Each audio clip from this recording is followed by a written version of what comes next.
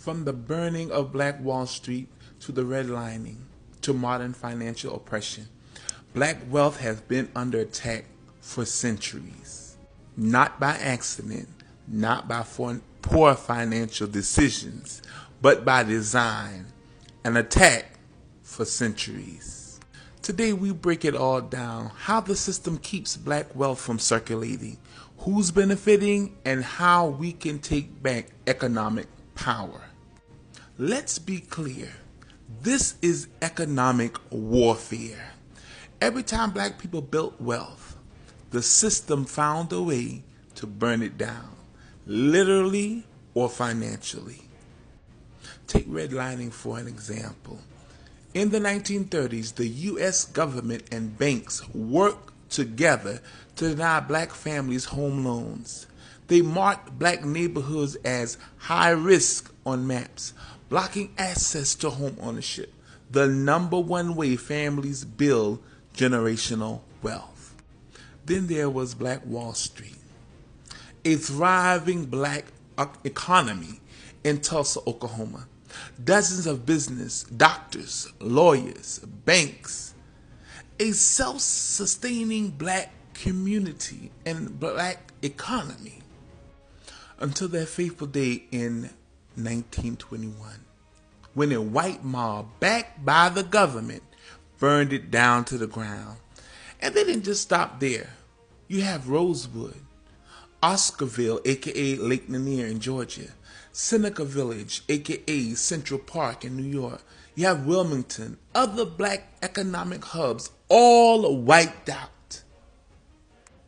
And when black leaders tried to stand up and fight back, the government sent in the COINTELPRO, the FBI sabotage movements that aimed for black self-sufficiency, like the Nation of Islam, the Black Panthers, and Marcus Garvey's UNIA. The struggle and economic warfare was on. Let us not forget that anytime black people started gaining economic power, the system shut it down. Family, let's be real. Economic oppression didn't end in the 20th century. It just got more sophisticated. Today, black communities are still locked out of wealth building opportunities. We've come so far and yet have gained so little. We're still in a fight. Here's some of the ways in how we still experience economic oppression. Well, you have predatory lending, payday loans, high interest credit cards, ridiculous mortgage rates costing black families billions of dollars. And guess where the predatory lending and payday loans and cash out, cash checking places are? They're in our communities, put there by other people to keep us tied to the ball and chain of poverty. We also experience economic oppression through lack of access to capital. Black entrepreneurs are more likely to be denied business loans, even with perfect credit and profitable ideas. And how can we forget there's the corporate gatekeeping? Some of the same black leaders, influencers, and institutions that claim to fight for our justice and rights are actually maintaining the status quo. Just think about it. Because let's be honest, all of my life of living black and being melanated, not all skin folk are kinfolk is what I found to be true. Some are paid very well to keep us economically enslaved. Traitors to their own people. So now that we've identified the problem, the question is, so what do we do? Well, we have to stop playing their game and build our own. And here's the blueprint. Number one, we have to circulate the black dollar. Every time we spend money in our community, we create jobs, businesses, and generational wealth. Just take a look at every other ethnicity. Look at the Jewish community and how much their dollars circulate in their community before even $1 of their money goes outside of their community. Look at the Asian community, every other group, and they sell amongst themselves. They support each other. So they keep their generational wealth and their money and economic power amongst them as much as possible before they have to outsource. Take a look.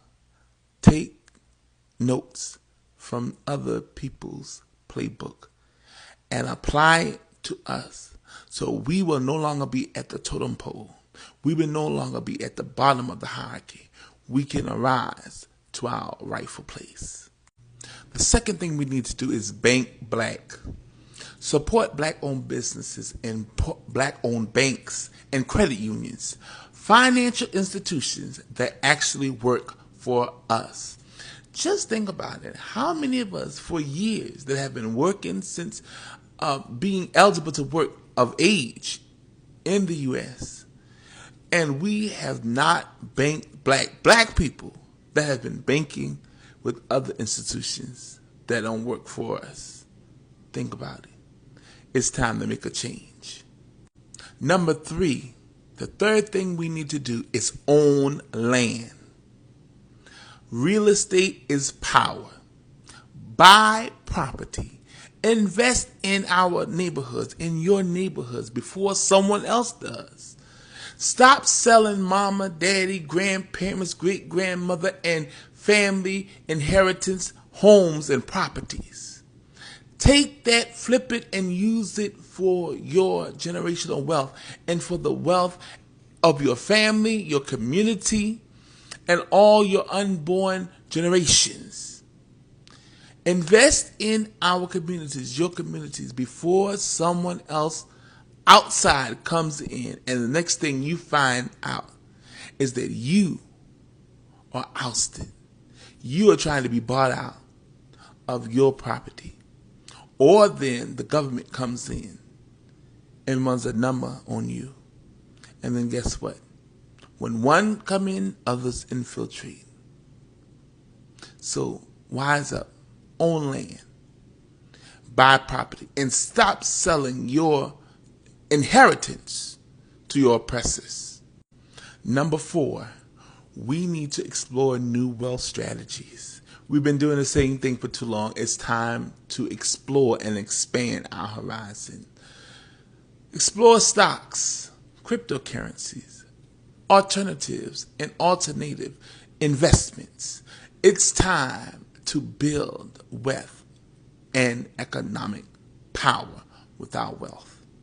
So the goal, financial freedom.